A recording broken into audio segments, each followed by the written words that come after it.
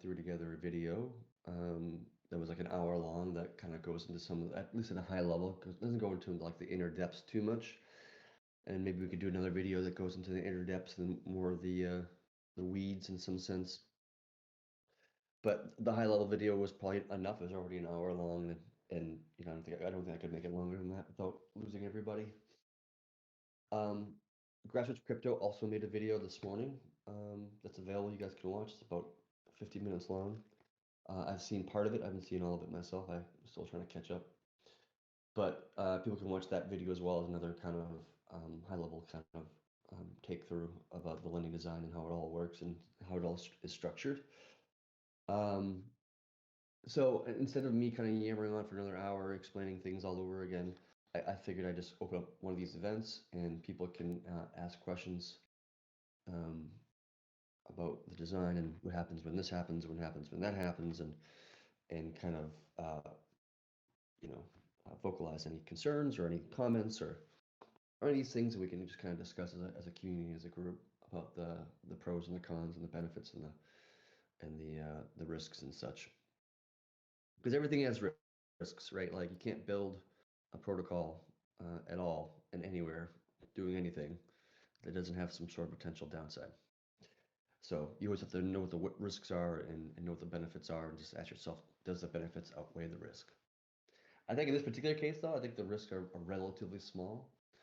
At least in my head, that's true. There's always protocol risk, like there always could be some sort of exploit that could exist within the code. That's always going to be true no matter what you're building. But on a more specific implementation kind of like viewpoint, the worst case scenario that I can see, at least in my mind, at least at this time, is that we have about 15 million rune that is burnt today from the kill switch. Like people just didn't migrate their rune over from, you know, the BEP2 rune or ERC20 rune into native rune. And it's about 15 million rune just kind of waiting to be minted that will likely never get minted. And so we have this kind of 15 million rune kind of like buffer for the lending protocol, which is actually quite nice. And so if lending goes really poorly and we start minting a lot of rune because of the lending design, then the worst case scenario is that 15 million rune that is currently burnt would get minted back into the network, and we would be and the market cap of the token, of the rune token, would be at the 500 million number, which has always been there. Not always, actually. Originally, rune was actually 1 billion tokens originally, and then we did like a massive token burn. We burned half the supply like 2.5 years ago or something like this. But anyways, the worst case scenario is we mint back that 15 million that was already in existence previous to the kill switch, and that's like, to me, the kind of worst case scenario. After that point, if we need more rune to kind of close loans, it would just borrow it from the reserve itself. I'm not too worried about it like consuming the reserve, just because lending itself is a capped system, and only so much, you know, loans can really go out, which is controlled by the collateralization ratio. And so the collateralization ratio is controlled by like the size of the pool, and so like I don't consider it to be a great risk to the reserve.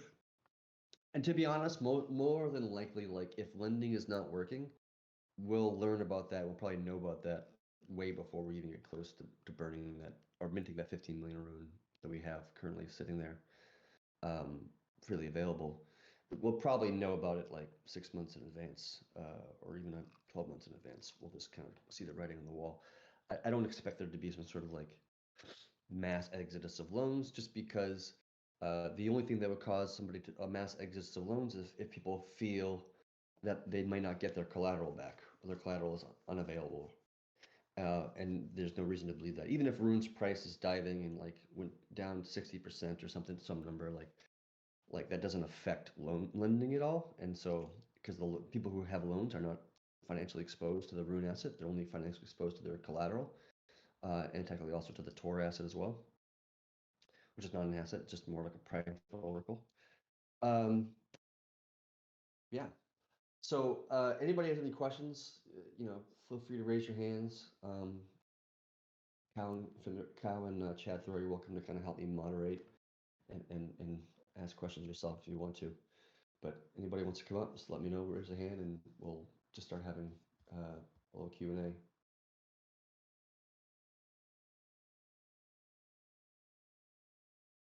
All right. Somebody's requesting and it's not letting me.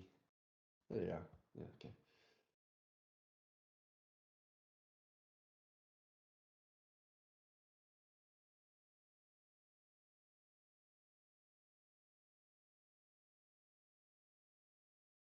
Hear me? Yeah, go ahead. Oh, hi. I just wanted to like get a better detailed description of the THORFi. Mm-hmm. Um, so basically, like, let's say I have Bitcoin, Mm-hmm. so I deposit Bitcoin, and let's say Bitcoin is like $10,000, Mm-hmm. and based on the DR, I could get like $5,000. Where Um, does yep. Okay, sorry. Where Go does ahead. where does the loan come from? Does it come from the liquidity pool, and in what asset is it in? Good question. So, the liquidity pools aren't really involved or affected by lending in general. I mean, technically that's not true because technically speaking, they're collecting fees on swaps in and out, and they also the price action on the Rune assets obviously affecting LPs, not savers, but it does affect LPs. But it's a pretty weak connection. It's not really strongly correlated. So LPs don't really care so much what's happening in the lending world for the most part. Um, so basically what you're doing there is that when you put in that $10,000 worth of Bitcoin and you're swapping that Bitcoin from a layer one asset to a derived asset, so it's a double swap from layer one to Rune and then Rune to the derived asset. You're burning that Rune, $10,000 worth of Rune effectively, and you're minting this derived asset with which the network holds on your behalf as your collateral. And then the network basically mints a bunch of Tor, right? Let's just you said 5,000 was your debt amount, so let's call it 5,000. So that's a 200% collateralization ratio. So it just mints 5,000 Tor, which is basically minting $5,000 worth of Rune back into the network. So you burnt 10,000 for the collateral, and then the network just a moment later um, mints $5,000 worth of Rune back. So there's a net burn of 5,000 Rune, and then there's a total 10,000 burnt, 5,000 minted, net negative 5,000, and then the 5,000 Rune that you got dollars worth of Rune gets swapped to whatever the asset is that you want to receive on the other side. It could be USDC, it could be USDT, it could be Bitcoin, it could be Ether, it could be Doge. Like you could arbitrarily pick whatever, even it could be even some long tail asset on Uniswap, right? It could literally be anything you wanted. Um, Maybe we'll make it simple in the beginning, just make it only THORChain assets, just to make it V1 a little bit simpler.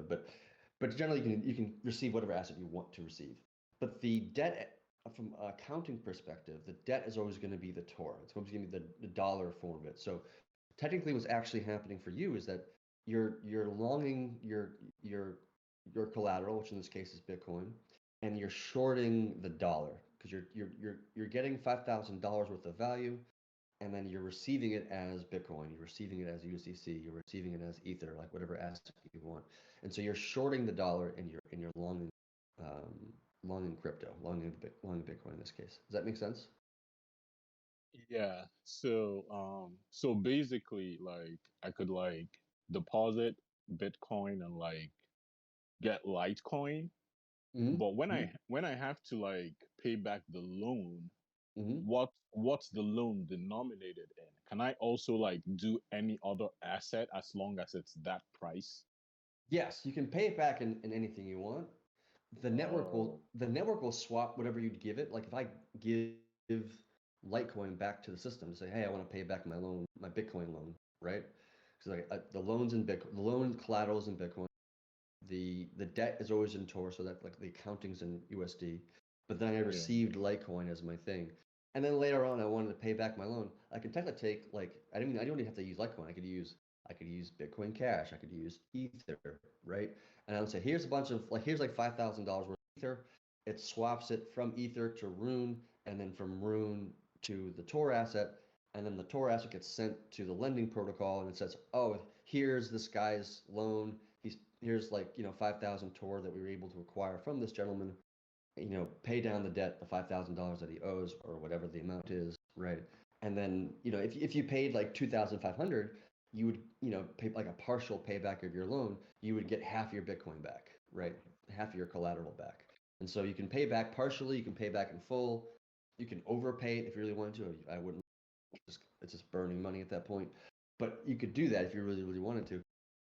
And so you can pay back in whatever asset that you choose.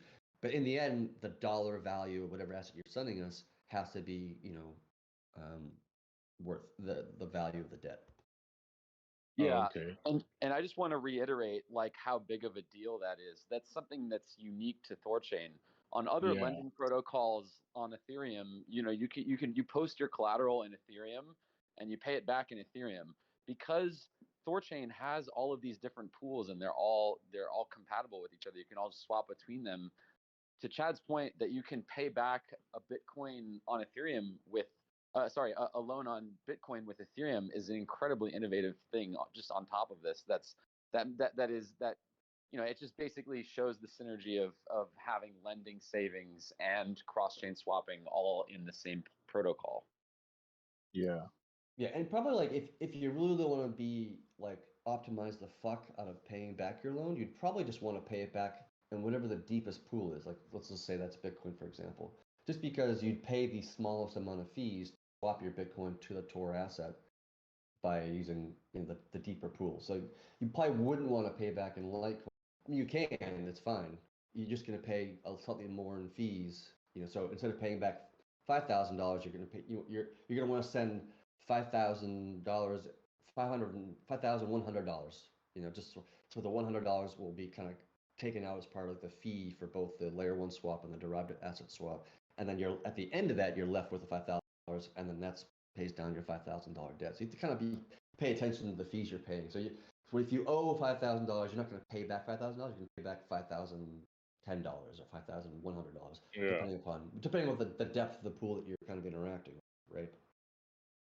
Okay. I have another question. Okay, so let's say you deposit like a Bitcoin that's $10,000. You take $5,000 out.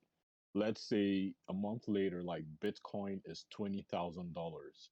Mm. Is there any way like you could withdraw some Bitcoin without repaying the loan? Since like the asset, your collateral is now way more valuable. Yeah, so not directly. So I call this in my head. I don't know if this is an actual term for this in reality, but my own term for it that I named in my head was what I call a loan refresh.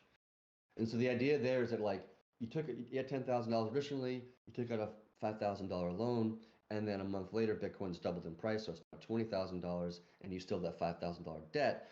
And let's just assume for the sake of argument that the collateralization ratio is unchanged from the original scenario. So now it's just like, well, if you pay back that 5,000 debt, you get $20,000 in Bitcoin, and then take that Bitcoin, put it right back into the system for another loan, and now you get $10,000 in, right? So you basically take the same amount of Bitcoin and like refreshed your loan, and now you have a higher amount of debt to go ahead and buy more crypto or you know buy a prostitute. I don't know, whatever you're into, and then you can do what you want.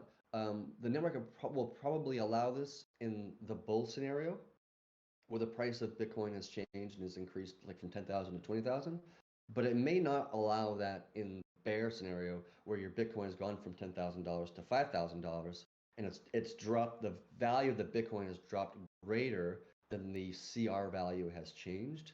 Just because in that scenario that becomes bad for the network. It becomes like counter productive for the network's purposes.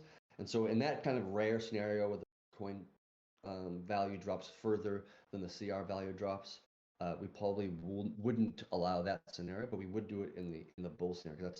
That's helpful for the network in that scenario. It's helpful for you, and it's also helpful for the network as well. Okay. Thanks a lot. You've really been helpful. Thanks. Yeah, no worries. Good job, guys. Slay, how are you? Doing well. Quick follow-up to that question, then I'll have my main question. Is there going to be partial redemptions of the loans? I just thought that while I was listening to you talk about that. Will people be able you can like DCA the loan back if you want, like dollar cost average it if you really wanted to.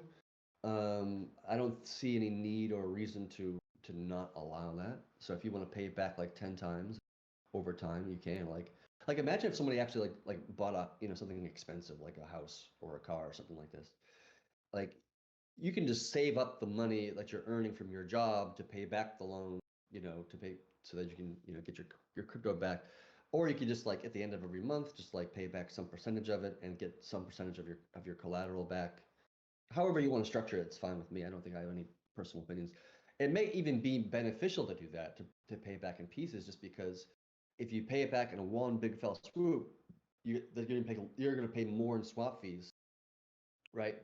For the collateral to convert back from a layer one, from a derived asset to the layer one Bitcoin that it's in. So it might actually even make sense to like, in some scenarios, just to like not open the loan in one transaction, but open a loan in like 10 transactions. And then when you want to close it, like close it in 10 transactions, just to be more capital efficient and just to pay less in fees.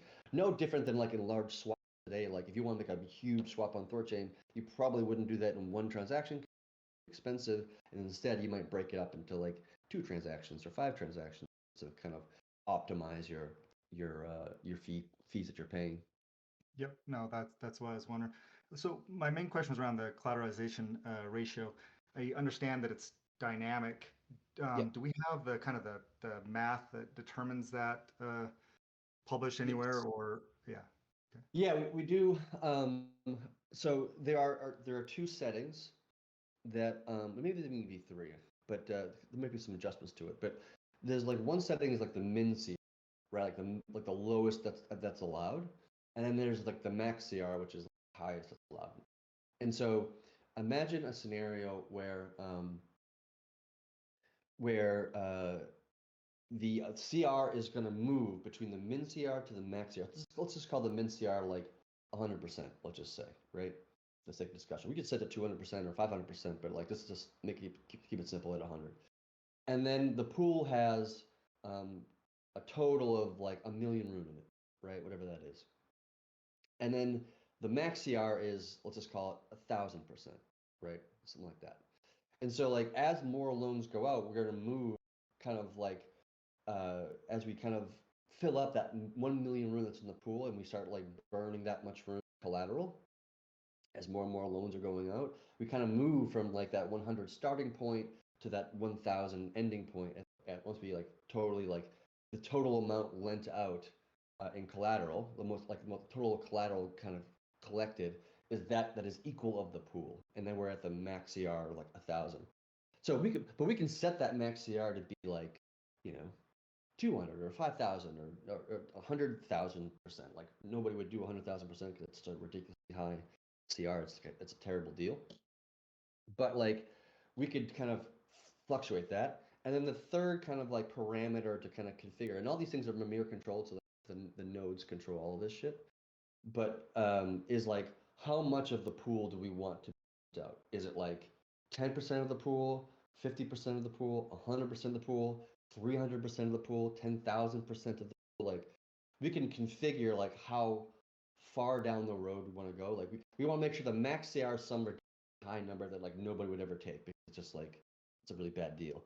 So we can control like how much lending actually goes out of the network, and we can set that kind of like small in the early days where we just don't allow that much to go out, and then as we feel more comfortable and confident about the lending design, actually I think it's going to work and burning a bunch of rune and it's like working very effectively and very well, we can kind of like increment, kind of like raising the caps in a sense, kind of like increase like how much of the pool do we want to release. Is it like 10% and then 20% and then 100% and then 100%, and then we want to go, we can 200%, 300%. Go far down the road as we actually want to. But that's up to the nodes and the community to kind of decide like how far we want to go, right? So the speed of the change of the collateralization ratio will be based on how fast it's filling up whatever that loan pool setting is. It's based upon like how much of a distance between the min CR and the max CR. So if this like 100% is the min CR and 1,000% is the max CR, like that will dictate how quickly the CR kind of scales up. Versus if we made 100% as the min and 10,000 is the max, then the CR will scale much slower on each loan, right? So we can control that kind of like that scalability, like how fast we want it to scale, right? And there's even a possibility we've talked about the idea of like maybe we wouldn't just start small, like we would just like set the min CR high at like 800%, something really high, and then to see if we've got any takers, right? To see if anybody in the industry or the community likes this deal, right? And then over time, we can say, okay, well, we can drop it from 800% to down to 700%. That way, we don't like if we start too small, like a 200%, like the 200% CR would be like the riskiest loans for the protocol. So we don't like those as much. We want to see high CR loans, like it's a better deal from the protocol perspective, not as good a deal from the borrower's perspective, but it was from protection of the network. It's better for to have a higher. So we might just like say to ourselves, like, let's just start high at 800%, some number, and then we'll slowly walk it down over time, and we'll eventually just kind of figure out, like, for a loan of these kind of characteristics and these kind of attributes we've never seen in crypto before, what is the CR people are willing to take? Because like in a regular DeFi loan on Compound or MakerDAO or whatever, people do like 200% collateralization, maybe 300 would be on the highest level, but that loan is like highly risky and highly problematic in many respects, and highly stressful as fuck too. If you've ever actually done one of those loans, it's like super stressful. But maybe people are saying like, oh, well, for a loan with much less risk to it, I don't have to worry about getting liquidated. I don't have to worry about interest rates just kind of gouging me or anything like this. I'm going to take 500%. I'm going to take 600%. I'm going to take 700%, whatever that is. I don't know what the industry is willing to do, and I don't think anybody does really. And so we just have to kind of like feel it out. And so we might start high at 800%, see if there's any takers, see if people like it, if they don't like it, and then like maybe walk it down over time. And eventually, what will really happen is like the CR will be probably more or less static. Like it just from the market demands of like the free market has determined that for Bitcoin specifically, 600% collateralization ratio is like the kind of like the golden, between supply and demand, the kind of golden like axis, right? Some number will kind of show up on a per asset basis, which I have no idea what that number is going to be, but it's going to be something.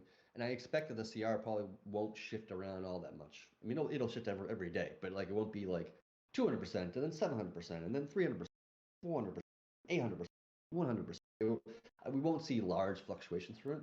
And then most likely, like eventually over a long period, almost every loan would be like approximately 600%.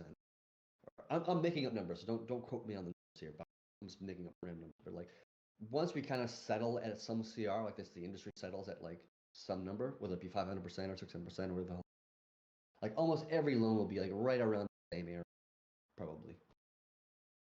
All right, appreciate the answers. Thanks. Yeah. Swing Pop, I think you were next.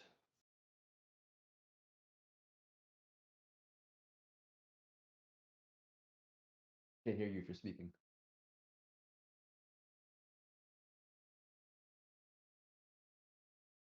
Still can't hear you. There you are. Yeah, you can hear me now? I can hear you now. Okay, great. So I have two questions. First, I would like to confirm one thing. If I understand it correctly, the prices in THORChain are not, you guys are not going to use oracles, but the pools themselves, right? Correct. All right. So my question is then related to stablecoins. Let's assume the unlikely scenario that maybe one stablecoin, like I don't know, Binance BUSD goes down for some reason, or USDC uses a centralized power to lock the coins in the pools. How would that affect the loans as so you can use this anymore? So it wouldn't affect it. So if a single coin or even two coins depeg and they drop to zero, then the Tor price would be unchanged and it'd be unaffected by it. The reason why is because it's not taking an average of all those things; it's taking the median, right? So if you have 5 coins, 5 stable coins, whatever the hell they are, it doesn't matter if they're and in order they are like 98 cents, 99 cents, $1, $1.01, and $1.02. then the median price is going to be the one that's in the middle. Always the one that's not actually like adding them all up and then summing them and then dividing by 5. That would be the average. In the median case, you're just taking whatever one that's in the exact middle of all these things. Sort them all from lowest to highest, and you take the one in the exact middle. That's the median. So if one coin goes to like 1 penny, if the 98 cents one was at 1 penny, then the price would still be $1, right? It doesn't really matter. So in order to like manipulate the price of Tor, you'd have to manipulate the price of a majority of stablecoins in the industry and of these pools, which would be obviously extremely difficult, and we've never seen that in the history. And I think what I would love to see happen just to further cement this is to see more stablecoins added to the network on AVAX, on Ethereum, Frax, and MIM, and whatever else. The more the merrier, because the more coins we have, the more coins that have to fail at the same moment in order to cause an issue. So I want to see us as part of this to create as many stablecoin pools as we reasonably can from any reasonable stuff in the industry, and then from there, that should make us much more stable from such a thing. And in addition to that, we have the ability through Mimir to be able to disable ones or 2 of the coins or 3 coins or 4 of the coins. So if we find that there's some crazy thing happening in the industry, like a complete collapse of fucking crypto, Tether's been broken, USDC's been broken, blah, blah, blah, whatever, and the only thing that's actually working right now is LUSD, right, that actually maintained the peg, then we can literally just drop all of those coins from the equation and just use LUSD, right, as our kind of our oracle, if you want to call it that. And so we can dynamically just like from moment to moment be able to change the list of what the actual equal pools are, so we can quickly adapt to anything happening in the market, either as a Mimir admin or as the could do that. Oh, great. Hey, thanks for the explanation. Yeah, I was a little scared at the beginning. I have another question, if I may. Yeah, by the way, like one more thing at this point is that like because Tor's price, it operates from a median of all the states that exist, good. That means that by inherently so, and mathematically has to be true, that the Tor price will be more stable to the dollar than any stable coin that exists in the industry. More so than USDC, more so than USDT, more so than USD. Because any slight fluctuations will negatively affect their price, but it won't affect ours. And so I will almost guarantee it that if you run the Tor system for like 6 months and you look at the price that it had over the long period, you will find that it is more stable to the dollar than any other entire industry. That's what my other question was related to. Like, assuming that happens, I'm not so tech savvy, so I was wondering, what would be the use cases for Tor? Like, could you use Tor in as a building block of all the protocols, or like as a token, let's say, like USDC or USDT or something like that? So Tor itself, for right now, for almost anything, will be an asset. It will always have more different cap $0. It's only going to be just like a source of price isolation, right? It's only going to be use cases for price isolation. This is just key to the idea that the lending is set from algo, right? Because it's not really an algo stable coin, because it's not an actual coin. You can't just buy a bunch of those tokens and then like you did with USDT and Terra Luna. It's just going to be a price oracle, and so you won't be able to hold a token at all. Only the burning mint Tor, and it's only doing that like in a split second. Whenever it mints Tor, it's burning. Whenever it burns Tor, it's never existed. Had to have a market cap to cause any kind of like collapse, like an algo stable collapse. So you see every algo stable so far. There is a Mimir control, like Mimir key or whatever configuration, where we can open up the raw assets to the entire industry outside of the lending protocol, and you could just mint more Tors. You mint more Tor, you could put it on one or do it on one. But I figured for right now, it's because algo stables in general are like the hot topic that we're terrified of. I don't want to muddy the waters of lending by mixing an algo stable in with it, just to make sure that lending gets pushed through approved by the community and the code is all there. It's all ready to be executed. Just so maybe like 6 months after lending, we can have a conversation with the community about like, do we want to unleash this? Because like algo stable design, in my opinion, fixes all the problems of algo stable 3.4. So we solve all the issues of why they've failed in that has. And we can have that discussion of like, all right, are we ready to unleash the algo stable and provide a new service for the entire industry of decentralized stable how it works. And so that becomes like a different conversation at a different point in time into the future. I don't know if anybody else wants to know what that. Oh, great. Thanks for that. Can I ask one more question? Yeah. That was about liquidations, because if I remember correctly, originally THORFi wasn't supposed to work with liquidations, but what happens if, let's say, the value of your loan becomes bigger than your collateral? How would that work in this time? Yeah, so we've always aimed for no liquidation loans, something that was one of the original ideas of lending. Like, I'm not really particularly interested in just rebuilding something that already exists. Like, it already exists. You don't need me to build it again. Instead, we wanted to do something different and offer a lending design that actually, in my opinion, makes every other lending protocol completely obsolete and retarded overnight. And so, in your case scenario of like, what happens when collateral drops value, where it's less than the debt, right? So you have $10,000 collateral in Bitcoin, and you got $1,000 debt in Tor, and then Bitcoin, market goes bear, Bitcoin drops 80%, 90%, which we've seen happen more than one time, of course. And it'll probably happen again, I'm sure. And so what happens is nothing, right? Like, from the protocol's perspective, it burnt $10,000 worth of rune, right? And it collected on that the moment that the loan was open. Like, it's already sold and collected. Like, it already got its quote unquote yield in a sense. It's already profited. And then it minted $5,000 back to debt. So it's already burnt a bunch of. So what happens to the Bitcoin price after this? The protocol doesn't give two shits. It doesn't really matter all that much if the collateral goes to zero or not.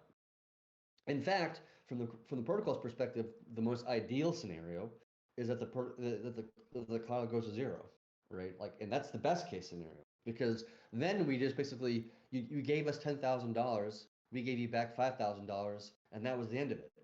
And of course, the protocol is very happy about that because it made a $5,000 off of doing nothing. Thank you, sir. I'll have another, right? Like, so like. The scenario where the collateral drops below the debt is like, not only does that not phase the protocol, and not only is that not a bad thing, because most of the time it would be like insolvency and the whole thing would collapse and like the whole thing would be concocted, right? But in our case, it's actually a positive thing. We actually look forward to it. So, because the best case scenario in the protocol's perspective is that you just never pay back your loan. Like, because you gave us $10,000, we gave you $5,000. We're happy as clams. We made a lot of money. We're great. Everything's settled. Have a great day and never come back to me ever again. Right? That would be the best case scenario from perspective. So if we had like loans out and Terra was still in the network and everything, Terra collapsed and the price went down to zero, that would be amazing. We would love that. We'd eat it up. That'd be fantastic news for the protocol. We'd all be excited because we just know that we had millions of dollars or hundreds of millions of dollars, what the hell the quantity would be, of room burnt that will never be minted back ever again, right? Like, that's great news for us, for LPs, for rune holders, for validators, like the whole kit and caboodle. Like, everybody would be excited to see that happen. So we have a very structurally different design where we don't actually would love to see the collateral drop below the value of the debt. That's actually a beneficial thing. That's also what protects the network from minting too much rune. That in a bull market, altcoins in general will almost always outperform in Ethereum and almost all those things. That's true. Look at almost any random coin, except for ones that completely collapse like Terra. But like, any altcoin will outperform Bitcoin and Ethereum and all these things in a bull market, and any altcoin will underperform Bitcoin in a bear market, right? You can do the analysis yourself. You're welcome to. It's basically the same. Like, even in recent days, like THORChain's Rune will 2x whatever Bitcoin's doing. Like Bitcoin's up 3%, and then Rune's up 6%, and Bitcoin's down 3%, Rune's down 6%, right? Like there's a direct correlation there. And so the bad case scenario of like we go to a bear market, and then Rune's underperforming Bitcoin, and now we're gonna like mint a bunch of Rune, bad. But in reality, that would never actually happen because we're in a bear market. Bitcoin's price went down 90%, and so did Rune's, but we don't care because the person's not going to pay back their loan because they're not going to spend $5,000 to buy 1,000 Bitcoin. That's just a bum deal, right? Like nobody would ever do that. If you want to buy some Bitcoin, just buy $5,000 worth of Bitcoin. Don't pay back your $5,000 debt to get $1,000 worth of Bitcoin. So like in a bear market, nobody's going to pay back their loan because nobody can. It's just not economically make any sense to. And then eventually the market goes bull again, and Bitcoin's price goes up to $1,000. But also Rune's now mooning as well, right? Because we're now in a bull market, right? So like the likely scenario, and this is what gives me about this. The likely scenario is that in a bull market, Rune will almost undoubtedly outperform. Will be the largest lending collateral we'll have in the network by a good margin, probably, because it will be the only Bitcoin lenders out there in the industry, which, the only decentralized ones at least. And Ethereum has lots of different options. You can go on liquidity, and you can go on MakerDAO. There's like lots of different competition there. But there's no competition on the Bitcoin side, obviously. And so just like the pure mathematics of it and the pure statistical odds of it is like Rune will outperform Bitcoin during a bull market. And so because of that, we should likely be net burning Rune, even if people pay back their loans, because the time people are actually going to pay back their loans bear market, because they won't be able to, won't make sense to. The time they're going to do it is when their collateral goes from $10,000 to $30,000. That's when they're going to pay back their loan, and that's a huge bull market that we're talking about in that scenario. So, in which case, Rune's also going to be, mooning as well. So, man, this sounds too good to be true, to be honest. So in theory, I could just take a loan, and if I'm on the water, I could just wait because I don't have to even pay it back. And when the collateral is back up again, then I can choose to pay, right? Yeah, correct. 100% correct. This is crazy. If this works, we're gonna break everyone. Everyone doing lending right now. Well, that's what I'm saying. That's what I'm saying. Like, as soon as this thing fucking launches, we're gonna make every other lending protocol fucking dinosaur, because it's gonna be this high risk, high variable. Like, it's gonna be a shitty lending system. And where are you gonna pick between one that gives you might lose all your liquidity to like have sleepless nights, keeping your eye on the price of Ethereum or whatever, and you keep your eye on the interest rates. Is it going to balloon up to 30%, interest rates or whatever? Like, you have to keep your eye on this shit. It's like stressful as all fuck. Anybody who's taking a loan, and then you still might get fucking. A friend of mine who big time, and he was like paying back he was paying into his collateral at the time he got liquidated. Just like was a split second too late, and he got fucking leveled. I mean, it's like it's a shitty. You don't even see that in CeFi land or TradFi land, where you can just get liquidated that quickly, like on the moment's notice in a split second. And you have to like keep your eye like minute to minute to make sure your collateral's not gonna get fucked. Like, that's just a shitty experience. And it's great if you're a degen. If you want to leverage your position in a centralized way, like, okay, I get it. All right, that's fair. But I think what I would love to see us do is actually building a lending design that actually doesn't work necessarily for degens. This won't be a great protocol for degens to use because CR will be likely high. But it'll be a great protocol for if you want to actually like utilize your crypto without selling it, improve your life in a meaningful way, or go on vacation, or buy a car, or I don't know, buy a second home. I don't fucking know. Like, whatever you want to do with your money, it's your money. You do whatever you want with it. This actually you could do. Like, I feel completely confident that if I wanted to buy a house and I didn't want to sell my crypto to do it, which why the fuck would I want to do that? I would totally just use this system. Get a bunch of Bitcoin, and I would take out a loan, and I would buy my house over time, whether it be in 6 months or 12 months or 100 months or 30 years, arbitrarily, any time I wanted to do it. It didn't matter. Right? Like, it's such a freeing thing we don't even have in CeFi or DeFi right now. Yeah, exactly. This is really mind blowing, to be honest, man. Like I never even thought about it this way. Thanks a lot for all the questions, and I'm gonna keep listening. So, Yeah, thanks. yeah, Bye. no worries. Thin Blue, good to see you again. Hey, what's going on, Odin? Hey. I don't know if it's just me, but every now and then you're cutting out a little bit, so I don't know if it's a Discord thing or a microphone thing, but I can still understand what you're saying, so hopefully you can hear me okay. Hopefully it's. I don't know. Has anybody else had that same problem? Anybody else hear the same problem he's talking about? Yeah, I'm hearing Yeah, I that. had the same issue. Damn it! I don't know what to do though. All right, we'll keep on going though. Yeah, it's not so bad that we can't understand you, but um, I was curious to know a little bit more about the circuit breakers. Mhm. The original circuit breakers, I understood it would trade off the risk of liquidation for the risk of collateral getting stuck in the event that there's a panic and Rune is minted up to the $500 million cap. Mhm. And that circuit breaker got that Freddie Reynolds guy on Twitter to admit that the design was safe, Mhm. which frankly I know we shouldn't care too much what people on Twitter think, but Twitter's immensely powerful, so I thought that actually Sure. was a big win. Um, uh, can you talk a little bit more about the new circuit breaker that you mentioned on the thread today and why that's better? Yeah. So the circuit breaker gives a lot of people the sense of like warmth and protection, right? Like, oh, this thing we won't see Terra Luna because it's capped at 500 million. It's all comfy, cozy, and warm and cuddly, right? And I understand why people think that. But the problem with the circuit breaker in its original design is that it actually did the opposite. It's like in Terra Luna's case, Do Kwon and the LFG bought up, I think it was like $6 billion worth of Bitcoin to back UST, right? And to everybody looking at it from surface level perspective, it's like, oh yeah, UST is backed by Bitcoin.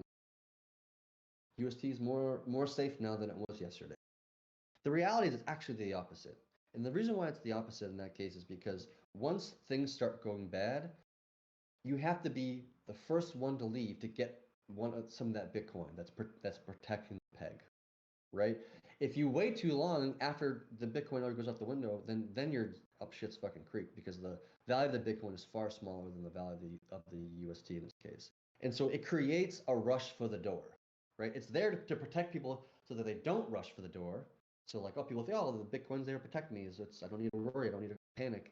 But in reality, it creates the opposite effect because there's only so much Bitcoin that exists, and there's a lot more UST. So people are like, I better be first in line because if I'm not, right? So that creates the mad rush that you're trying to avoid to be. And then so in the original design of the circuit, it created the same effect, meaning that if I have a loan that's open and a few loans close and we're getting closer to that 500 million cap, oh, we're not quite there yet. We're, a million, 5 million number is. I better close my loan now because it might be late and then I won't be able to close my loan at all. And then I'm just like, I lost my collateral and life sucks and I just got a form of liquidated, right? In a sense. It would cause the panic that you're trying to stop people from panicking, right? The number one thing we have to do for lenders, for borrowers, is to make sure that they always know that you can get your collateral back. That there's no case scenario where you will not get your collateral back as long as that sorry, uh, Kyle's giving me some tips on how to fix my audio, I think. Automatically turn input levels and drag the slider all the way down. All right, I'll try that.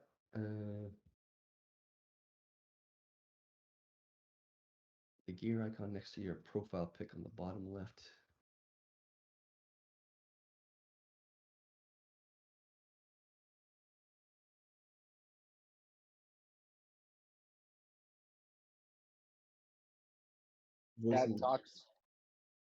Chad talks so fast the algorithm can't keep up. Turn off the automatic sensitivity and then just turn it down like that. Is that better? Perfect. Okay. All right.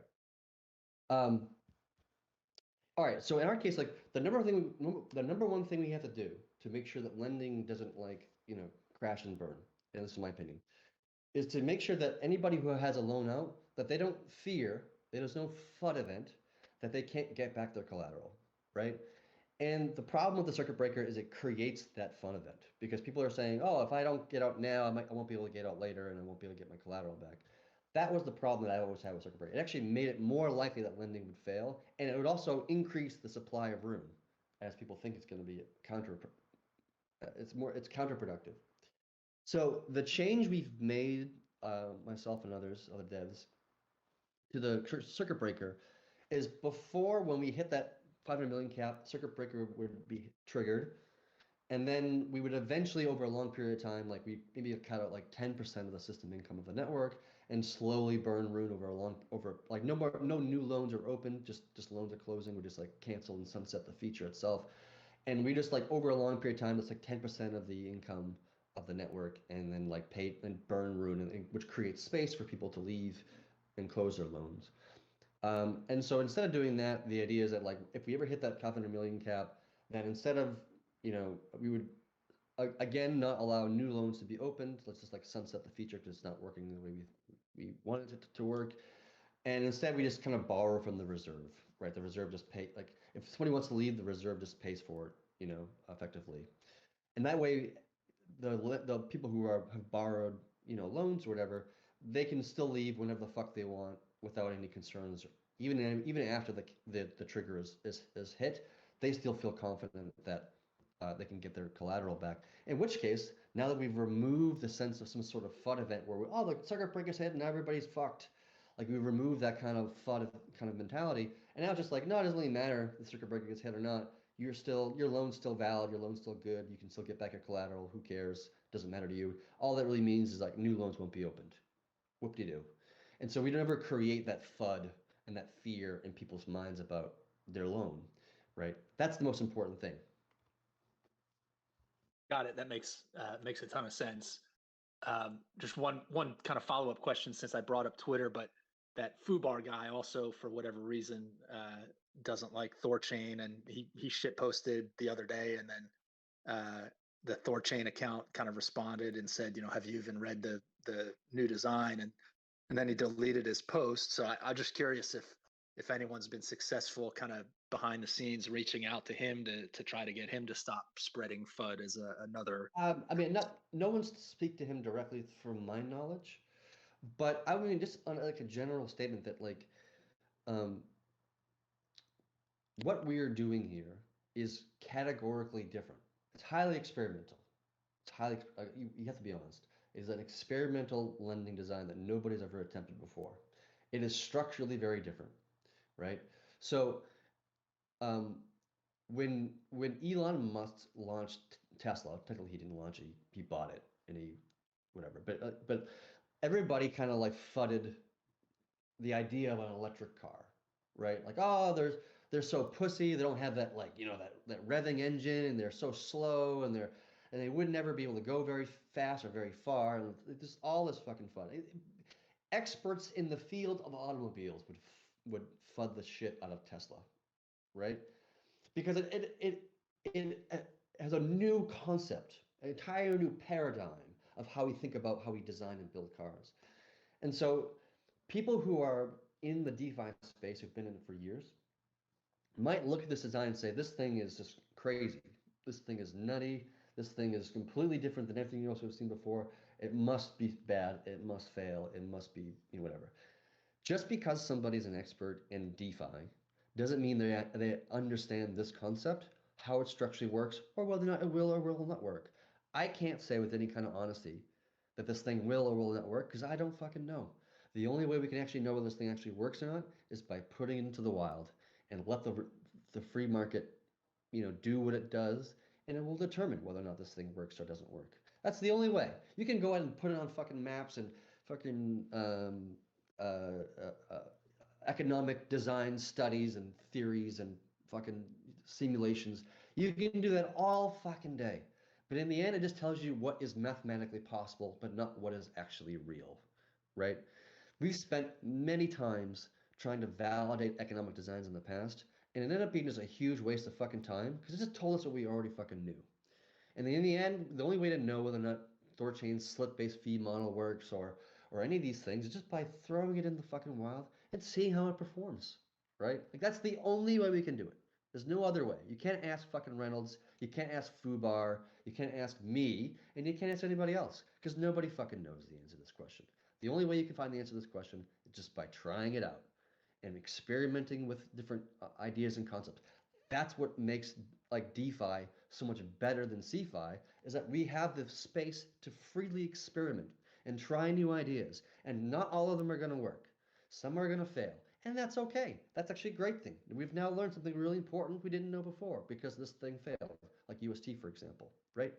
We learned something very important in those scenarios as well. So I don't like really care so much whether or not Fubar or Reynolds or TBR or anybody for that matter likes it or doesn't like it. They're welcome to study it. They're welcome to comment on it. I'll be happy to answer questions and share my 2 cents, and they can share their 2 cents, and those 2 cents are basically equal, right?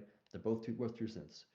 But we don't really know what's actually going to be real, or actually going to work out until we actually fucking try it. And I think because this lending design is so revolutionary, and that what it provides for humanity is so significant, it's worth fucking trying it out. It's certainly worth it. It may not work, but it's fucking worth it, right? And at the worst case scenario is we mint 15 million rune from what we burned from the kill switch. What do you fucking do? It was definitely worth the try. So in the end, Fubar can say what he wants, but he doesn't know jack shit, and neither does anybody else for that matter. The only way to actually know if this thing works is just put it out into the world and see what happens. Yeah, I agree with that, but I would just counter that.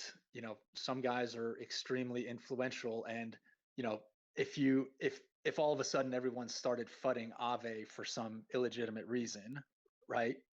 It could suffer a death tomorrow if everyone was just like, take all your money out, sell the token, everything right. would that's an unfortunate reality. Like, all I'm saying is just if and a lot of those guys aren't open-minded, but some of them may be.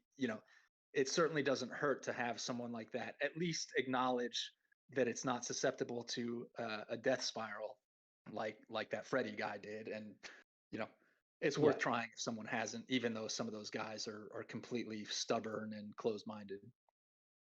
Right, but even like the idea of a death spiral, like this is something that gets thrown around in the industry all the fucking time now, just because of Terra and other things.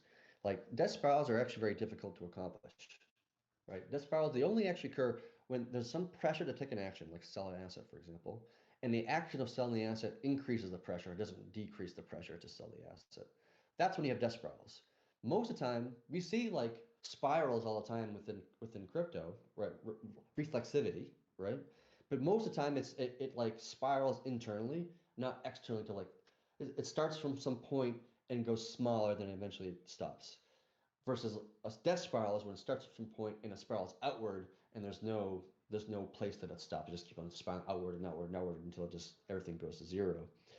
Those things are very rare and actually pretty hard to accomplish in crypto in general. Reflexivity happens all the time in many designs, and like this design has reflexivity in it for sure, but it doesn't have that type of reflexivity that expands out. It's a type of reflexivity that expands into it until it stops within itself.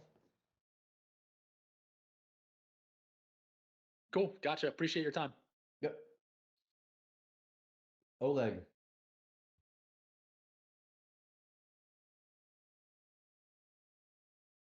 Sorry, I was double muted. How are you doing? Yeah, how you doing? Great.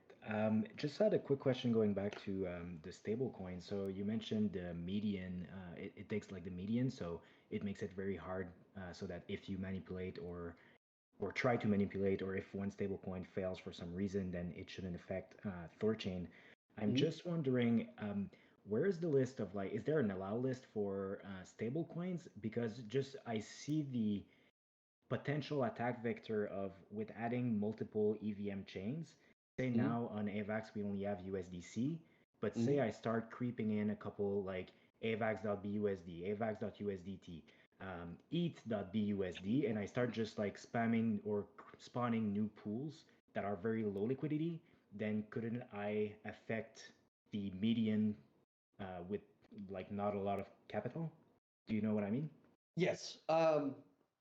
Yes, you can, if you have a bunch of stables and they're each like 100 rune deep, each of these pools are very, very shallow. They would never be this deep, this shallow, but I'm just taking it to an extreme to explore your question. It wouldn't cost very much money to manipulate those prices to push the Tor price up or down in one direction or the other, right? Yeah. But the way that the virtual pool works is that it doesn't matter the depth. It just matters the price change, right? So if you push the price of multiple pools from $1 down to 20 cents, let's just say, to manipulate the price, it doesn't matter if you used $1 billion to do this or $100 to do so. The virtual pool depth would then drop significantly because of that, right? Like a virtual pool would be so shallow that any attempt to repay your loan in that scenario would be so expensive in fees that you would get wiped out in a sense. So like it doesn't really matter so much that the pools are shallow or not. Yes, you could manipulate the price of those pools, which that's fine.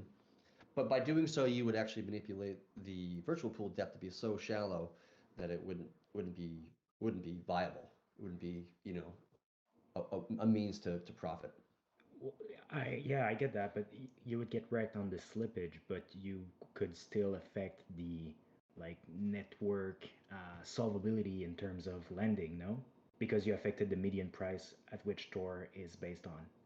Well, no, you wouldn't. So in that scenario, say you had a $10,000 loan, your Bitcoin's worth $10,000, and you got a $5,000 like debt, right?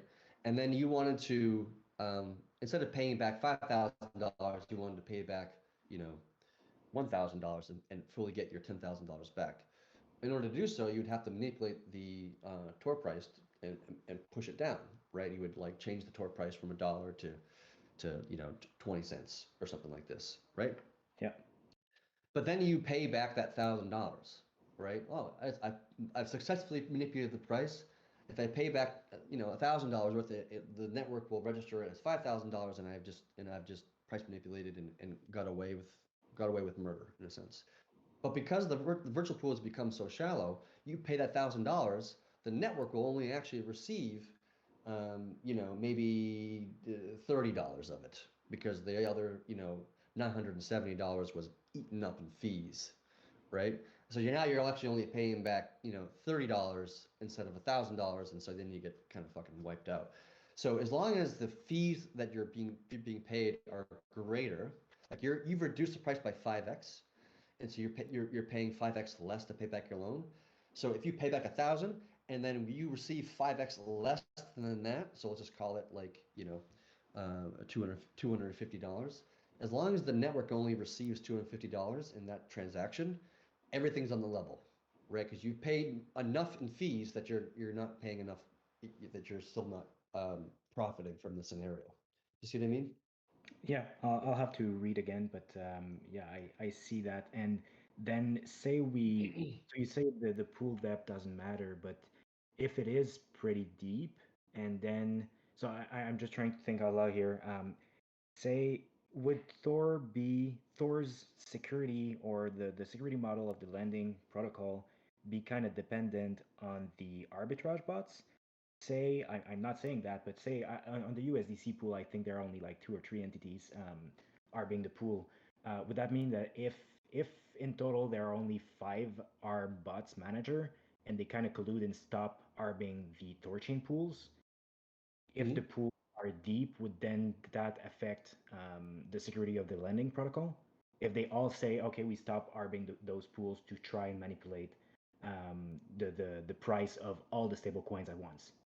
Yeah, well, so let's imagine that your statement is true, that there's only 3 arb bots for THORChain, right?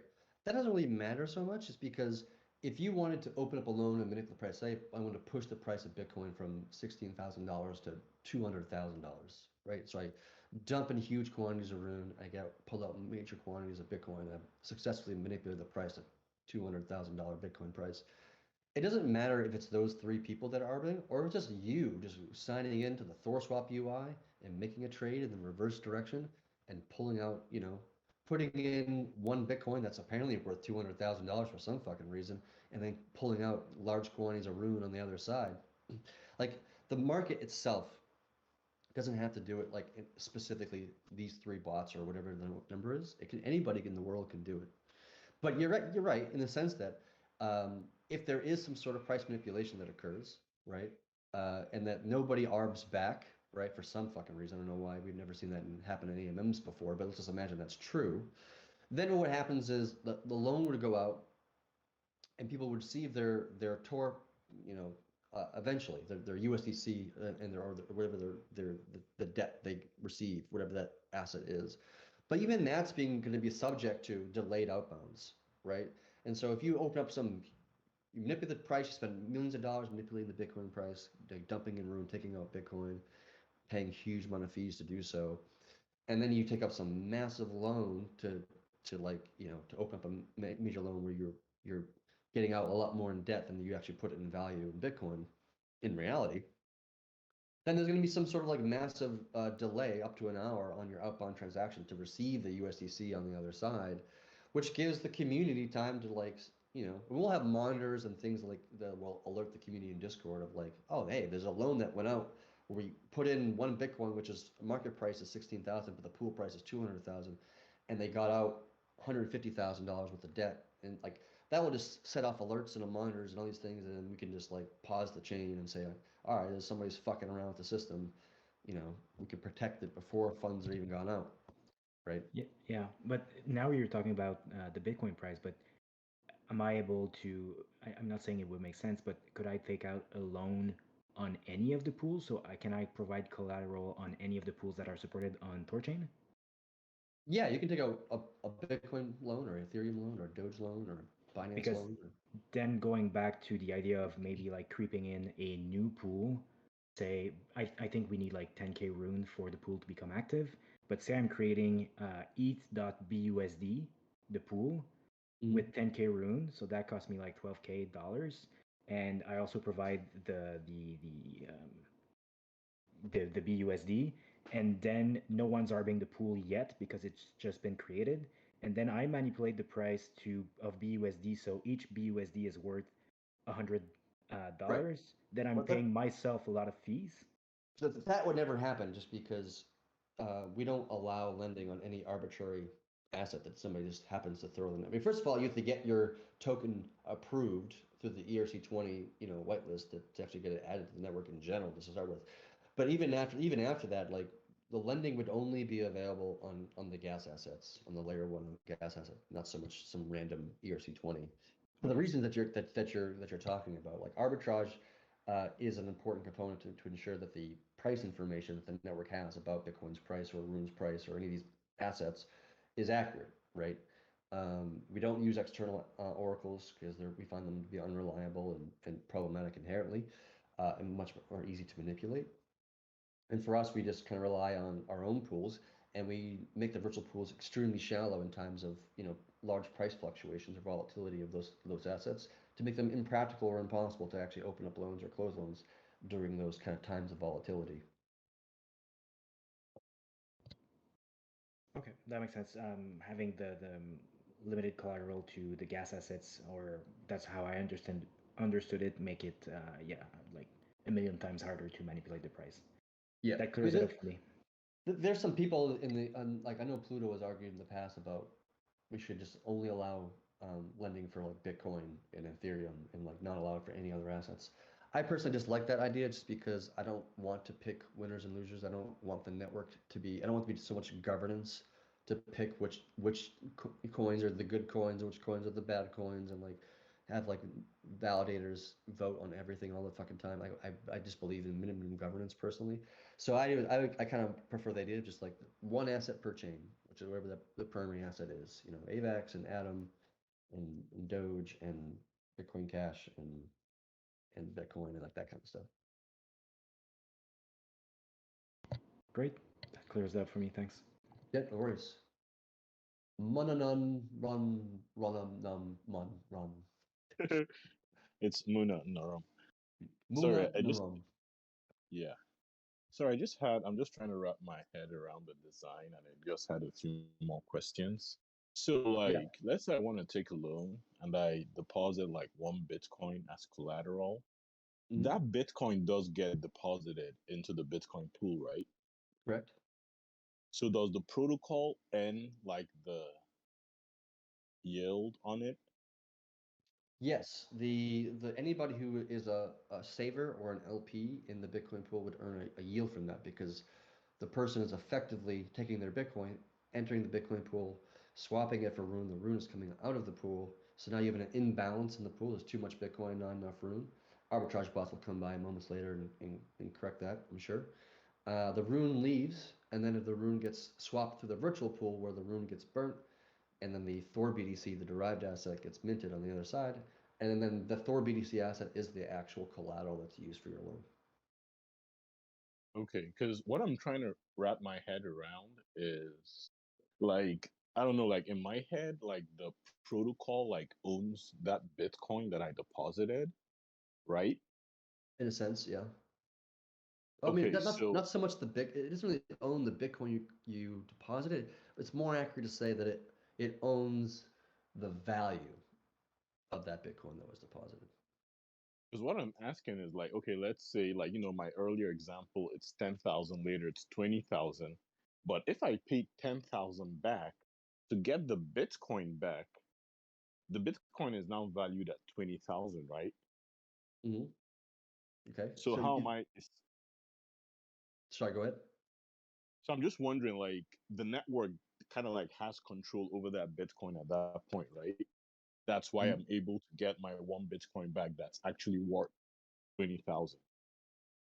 Yeah, the network will, when you pay back your debt, the network will mint whatever quantity of Rune that it has to mint in order to have Oh, $20,000 of value. It's like that's why I say it doesn't actually own the Bitcoin. Like the network doesn't actually own uh, the pool owns the Bitcoin. Like the Bitcoin pool owns the Bitcoin, and it does with it whatever it fucking pleases. And the network just burns the value of the Bitcoin, and then it mints it back later when you repay your loan, right? So it has the network has a promise and a guarantee that it will give you back the value of that Bitcoin, whatever that value is. If it's gone up to 20,000, or if it's gone down to 5,000, like whatever happens within that Bitcoin within the lifespan of your loan, the network has a guarantee that it will mint whatever quantity of Rune that it needs to in order to provide you back your one Bitcoin that you gave us, 6 months ago or whatever the hell the quantity of time was. oh, okay. Okay, sorry, I have one more question. Yep. So, like in the swaps, like how, like, THORChain is like essentially a backend, Yep. and like, you can have like affiliate fees. Is Yep. there anything in the design like that the front end that originates the loan gets something? So you're asking if there's going to be affiliate fees with lending. Yeah. I mean, yes, in some sense, because when you deposit your loan or when you close your loan, open your loan or close your loan, you're doing some swaps, doing basically two double swaps, is what's effectively what's actually happening behind the scenes. And the network can probably, um, you know, the value of those swaps, like take a percentage of the value there, like 10% or 10 basis points or whatever it is that the UI wants to do. Whether or not they Okay. get a percentage of the debt of the actual loan itself, like they Part take of some the of your, swap. like they might take some of the collateral, like you put in one Bitcoin and say it's like 10% is being taken out for affiliate fee. And so you actually end up with 0.9 Bitcoin, and then the affiliate fee actually collects 0.1 Bitcoin on their loan, and then like takes part of the loan. That's possible. Whether or not we actually do that or not, to be honest, I am undecided. I'm not sure if I want to do that or not. Um, but I don't know. What do you think? What do you think? Do you think we should do it or not? Um, like what I had in my head at first was like kind of like this a situation where like when you deposit like your collateral, Hmm. like somehow like it enters as an LP and like the protocol like sort of like owns the collateral and earns yield on it. And in a sense, you could split that yield with the front end that originated the loan. Yeah, I mean that there was the original design of THORFi had some aspects to that. But we can't do that now in the current design. The reason why that is because um, the the value for the protocol to do lending at all, the reason why it's valuable for the lending protocol to even exist, is that it creates a buy and burn pressure of the Rune asset. So people are gonna sell Bitcoin to buy Rune to open up a loan. So you're creating buy pressure of the Rune asset, and you're also burning a whole bunch of Rune, and that's good because it causes the Rune price to go up, right? It creates upward pressure on the Rune price, which is great because it allows the bond and the pools to scale. Because if the bond is about the dollar value of all the Rune in the network, in the bonded network, and by buying and burning Rune, the value of all that Rune goes up by some small percentage, and then the total dollar value of the bond is now higher than it was the block before. So that's the point of it, and that's the value of it. And that's why we want to do it, because it helps us scale the network. It helps us scale the bond, scale the pools, and by doing so, you also scale the trading volume because everything's deeper, which means the fees are cheaper, which means more trade volume will come through because of that. And so like it's all about like scaling the network. As soon as you try to that collateral and like put it into the pools and then like earn a yield and split that yield with the affiliates and all this kind of stuff, well, now you're solving a different problem. Now you're trying to scale not the bond, but you're trying to just increase the depth of the pools. And I think we already have a solution for that part. I think the Savers design is probably going to be the solution to that problem. Like especially later on once we get out of this bear market and people are actually wake up and then look around and see what's actually happening in the industry. I think the Savers product will scale the depth of the pools as much as we need to. And I think integrations will scale the volume as much as we need to. The work we're doing with, various DEXs and wallet integrations and such. And we haven't really quite figured out a really strong way to scale the bond yet. And that's probably the most difficult thing to solve for us. We've tried all sorts of different things. We've been thinking about different designs, implementations, ideas for years. Nothing was quite all that sexy.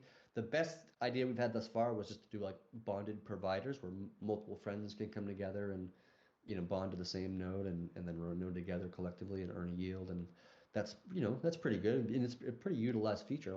There's a lot of nodes that have multiple bond providers today, but it doesn't really quite give you the level of scalability that we really want to see, right? And I think thus far, unless anybody else has a better idea, this lending design is the best thing to scale the bond that we have this far, just because it's going to create such a massive amount of buy and burn pressure on the Rune asset. Even if you're not a Rune person, like even if you're a Bitcoin maxi and you want to 3x long your Bitcoin position because you just love Bitcoin so much, and you can do that on this network, you don't even know that you're actually contributing to the Rune price. You just need to think you're 3x long your Bitcoin position, which you are, but you're also creating a lot of buy pressure and a lot of burning of the Rune asset by doing so. And so by offering such a remarkably good lending design with amazing attributes and characteristics, that amazing instrument will just create, I think, well, my intention, my hope is that it creates massive amounts of buy and burn pressure of the Rune asset, which will cause the value of Rune to go from $1.28 or whatever it is now to some higher number into the future, right? Like I think like Luna scaled so fast, went from $1 to $100 in a very short period of time, just because of the buy and burn pressure of the UST. Like that's why it exploded so quickly, right? People wanting to get that 20% fixed rate delicious yield, and greed came into play, and people just wanted to get their yield. Meanwhile, not actually offering a valid or real product, like that wasn't going to be stable or at all. Nobody thought that it would be. But in this case, we're not doing some sort of weird Ponzi-nomics, thing like UST was doing. Here, we're actually providing an actual real service, like an actual real product that actually really allows people to take out like sustainable, low-risk loans to be able to empower and improve their lives. Like that's obviously structurally much different. And so so the mechanism of this buy and burn pressure comes from legitimacy, not from some sort of like, ohm 100,000% APY bullshit fucking nonsense that gets thrown around and people get excited about, but by actually providing a real product with a real service that actually provides real value to the world. Yeah. It's crazy. Like I just keep trying to wrap my head around it, and it's just crazy. Well, like, good job, keep doing it. It's not a simple thing. None of these THORFi things have ever been simple. They are quite complicated because they're difficult. They're not easy things to do, right? Like THORFi, the original THORFi took myself and somebody else, almost 9 months or 10 months to create before we actually floated something to the industry, to the community, and that was like 10 months ago. And within that we had like maybe I think like 10 or 11 different implementations of THORFi before the one we actually floated to the community. And then Terra happened, and everybody flooded the algo stable design aspect to that design, and it just created all this like, you know, delays and just resistance, and it just kind of broke it. Like the community was in support of it, and then all of a sudden Terra died, and all of a sudden everybody was against it. And so we had to come up with a new design that was, different, but still accomplishes the goals of trying to scale the network, of the idea of the savers and the idea of lending, savers being like single asset yield, lending being like no liquidations, no interest, no expiration loans. We still wanted to accomplish those two tasks and be able to do that in a way that was chain agnostic. You could do it with Bitcoin, you can do it with Doge, you can do it with Ethereum, and do that in a way that nobody else in the entire industry could even touch.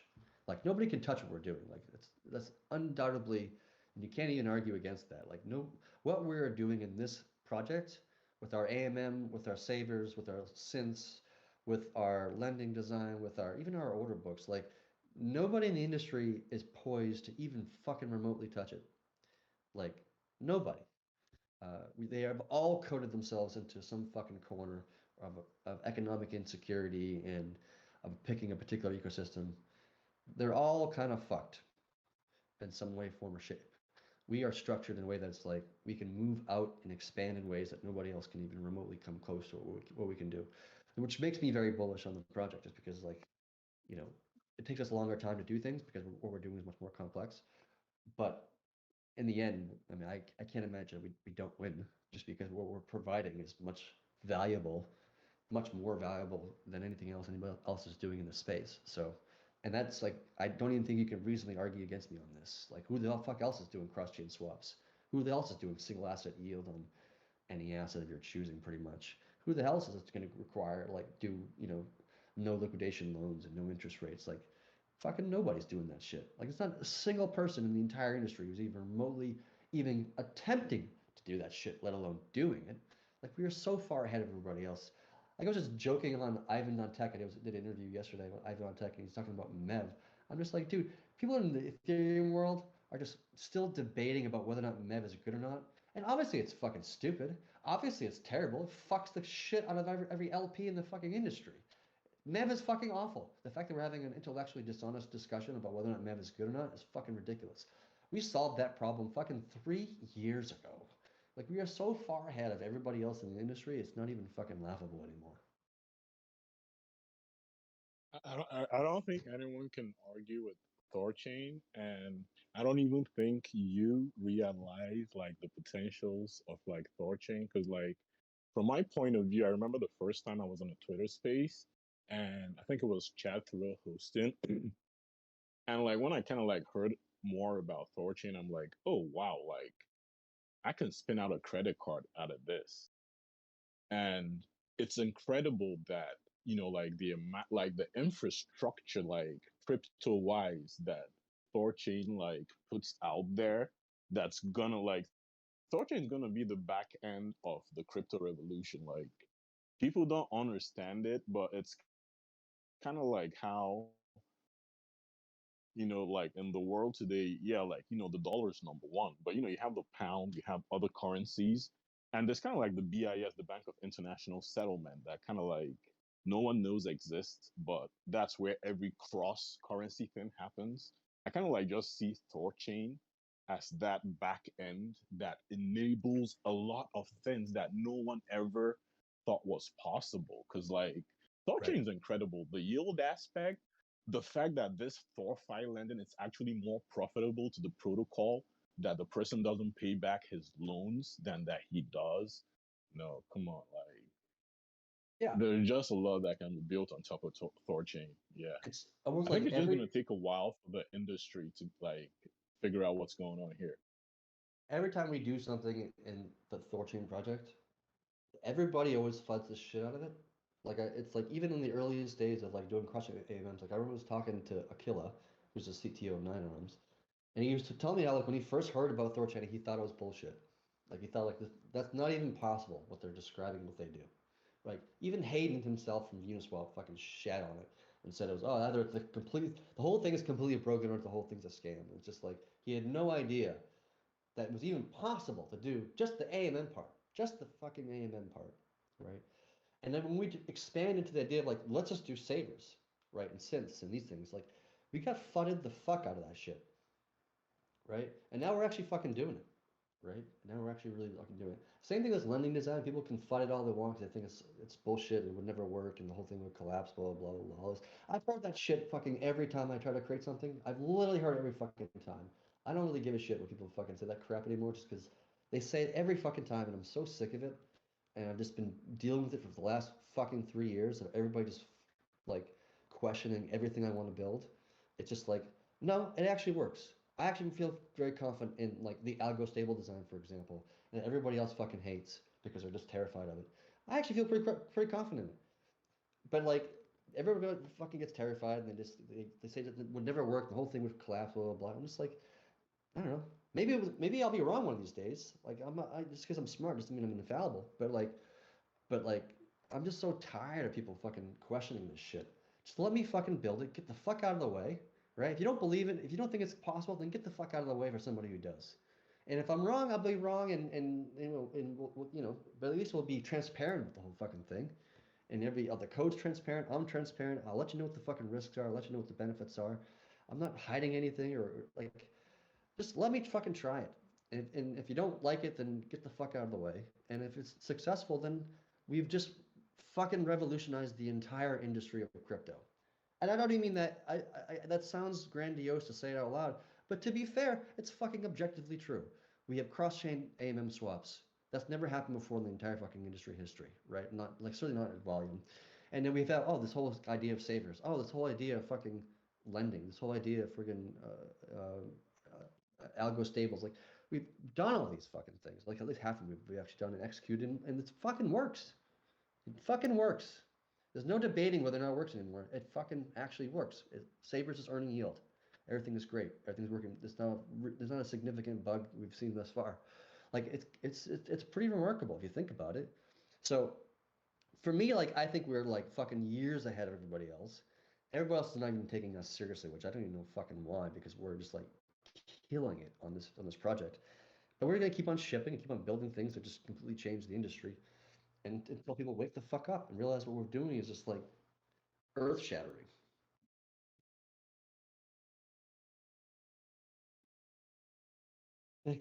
Okay, I guess that's my rant. Any other questions or topics you want to bring up? Blue's coming back up. I was gonna say, tell us how you really feel, Chad. Damn. I don't know, man. I'm just tired, man. Like I'm just tired of fucking horse shit. You don't sound like you're tired. You sound like you're fucking pumped up, man. Well, I am pumped up, but feel I'm tired of like debating with people online about X, Y, and Z, and they haven't even fucking read the design to begin with. It's like you don't even like I don't even know how to argue with you because you're starting from a place of complete ignorance. So I don't even like just read the fucking doc first or watch my video and then come back to me and we'll have a conversation. Yeah. This is really cool.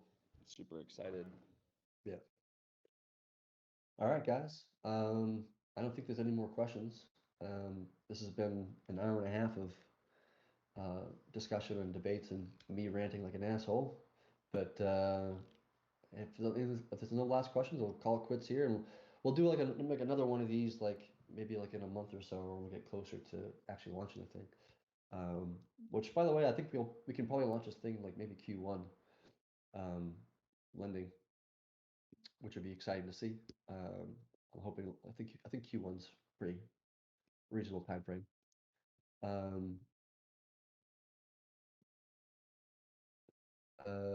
Morgan can send me a question. Was your first kid word fucking? Morgan can just ask me if my daughter's first word was it fucking. No, you know what? her first word was really more like up because she likes to be picked up, right? She says up, up, but she has said swear words already. she, because like she has said oh shit, because like whenever I like drop something or like something goes wrong, I'm like oh shit, like I say that just natural because I don't know why I swear so much. It's not good. But she's already swearing. She's like a year and a half, and she's already starting to drop the S word, F bombs. She doesn't actually. She hasn't said fuck yet. She has said shit, which I actually don't even mind that much. I know people think it's not right or whatever, but like whatever. It's just a fucking swear word. Who gives a shit? All right, everybody. Yeah, good chatting. We'll do another one of these, and we'll do a I think actually one more thing. There's a Twitter Spaces at 2 o'clock, which is in about 30 minutes. That Chad Thoreau is doing. He's in the audience right now. I forget who he's doing it with. I kind of forgot my mind.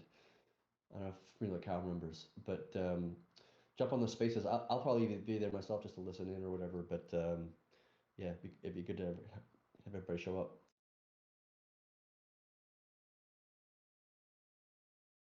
Who Yeah. is it? Who is it? I forget. Mock up. Yeah, there you go. Oh, I think it's good. I think it's good. Like Sounds good. we need to do more spaces like outside of the THORChain community and get like Yeah. new and young faces, so to speak. Get more people involved and engaged to learn about what the fuck we're doing. Because what we're doing is like so important. It's actually a really big deal. It really is. So you They gotta don't talk to have more to be people. young faces. They can be shriveled and old. They can be any age. Any age is appropriate to That's become. true. I didn't mean that in a literal sense of young faces, but yes, you're right. You're absolutely right, Pluto, for sure. But just get more people involved. I think like Kyle and Chad Thoreau are like overall like doing a really good job with that kind of stuff too. But there's always room for improvement. There's always room for expansion. You know.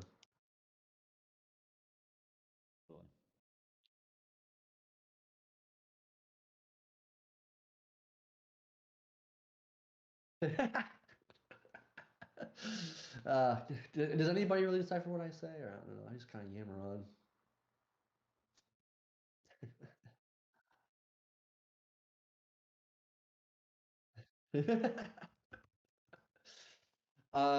That might be true. That actually might be true.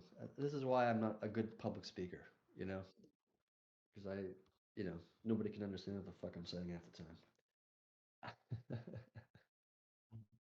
See you guys.